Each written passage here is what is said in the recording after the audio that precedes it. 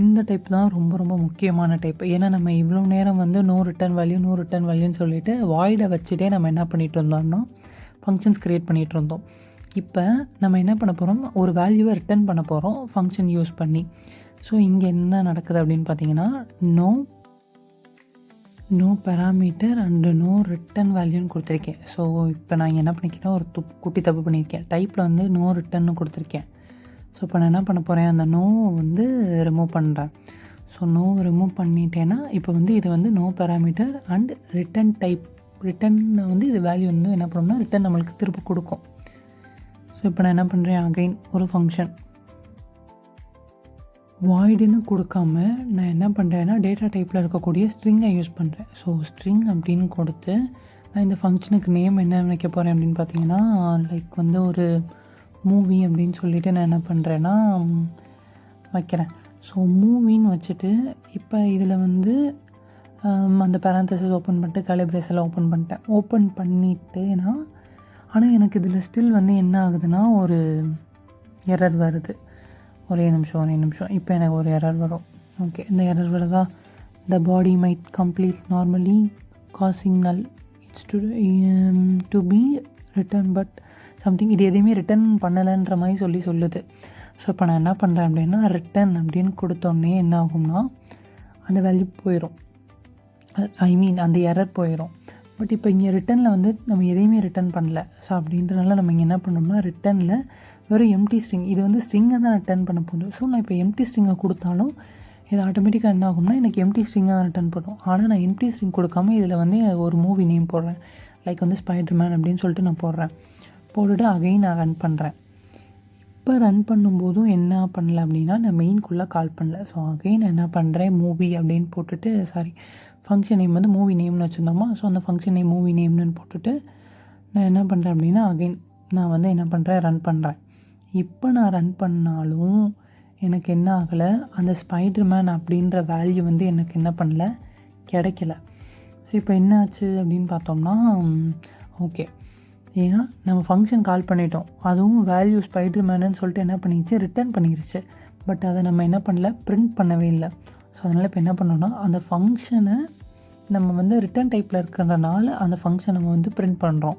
So இப்போ நம்ம print பண்ணும்போது நம்மளுக்கு என்ன ஆகும் அப்படின்னு பார்த்தீங்கன்னா, எக்ஸாக்டாக வந்து நம்மளுக்கு வந்து மற்ற 2 ஃபங்க்ஷனோட அவுட்புட்டும் கிடைக்கும். அட் த சேம் டைம் கரண்ட்டான அந்த ஃபங்க்ஷன் ரிட்டன் டைப் ஃபங்க்ஷனான ஸ்பைடர்மேன் அப்படின்ற அவுட்புட்டும் நம்மளுக்கு வந்து என்ன ஆகும்னா இந்த இதில் கிடைக்கும். ஸோ 4th டைப் என்ன அப்படின்னு பார்த்தோம்னா, இந்த இதில் வந்து இது வந்து என்ன பண்ண போகுதுன்னா வேல்யூவே ரிட்டர்ன் பண்ண போகுது.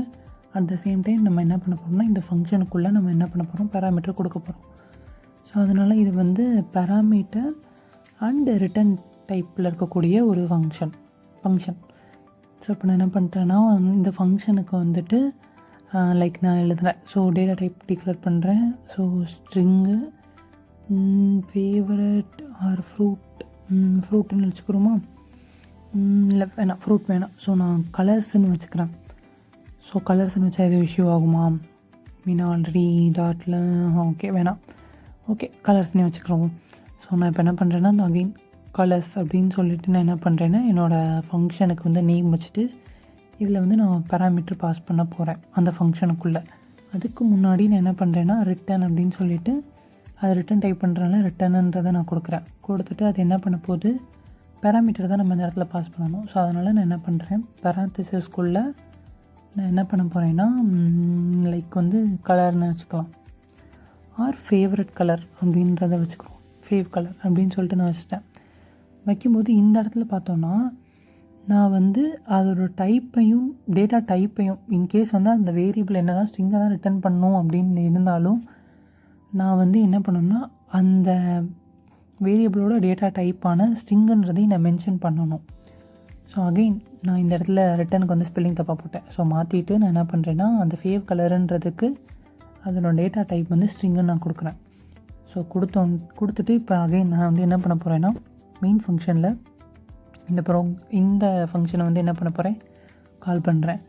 ஸோ பிரிண்ட்டுன்னு கொடுத்துட்டு திரும்ப நான் என்ன பண்ண போகிறேன், நம்மளோட கலர்ஸ் அப்படின்ற அந்த ஃபங்க்ஷனோட நேமை போட்டுட்டு இப்போ இந்த ஃபங்க்ஷனோட இதுக்குள்ளே நான் வந்து என்ன பண்ணணும்னா பேராமீட்டர்ஸ் கொடுக்கணும். ஸோ அந்த பேராமீட்டர்ஸ்க்காக நான் என்ன பண்ண போகிறேன்னா ஸ்ட்ரிங்கு தானே, ஸோ டபுள் கோட்ஸ் கொடுத்துட்டு ஐ திங்க் ரெட்டுன்னு வச்சுக்கலாம். ஸோ ரெட்டுன்னு நான் என்ன பண்ணுறேன்னா கொடுத்துட்டு ரன் பண்ணுறேன். ஸோ ரன் பண்ணோன்னே எனக்கு மேலே இருக்கிற எல்லா ப்ரோக்ராமும் எக்ஸிக்யூட் ஆகும்.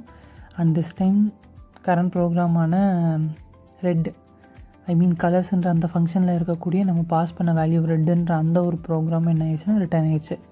So 5th type. ஸோ இந்த 5th டைப் வந்து என்னன்னு பார்த்தோம்னா சிங்கிள் லைன் ஃபங்க்ஷன் அப்படின்னு சொல்லுவாங்க. இல்லைன்னா இதை வந்து இன்னொரு இடம் எப்படி சொல்லுவாங்கன்னா ஆரோ ஃபங்க்ஷன் அப்படின்னு சொல்லுவாங்க.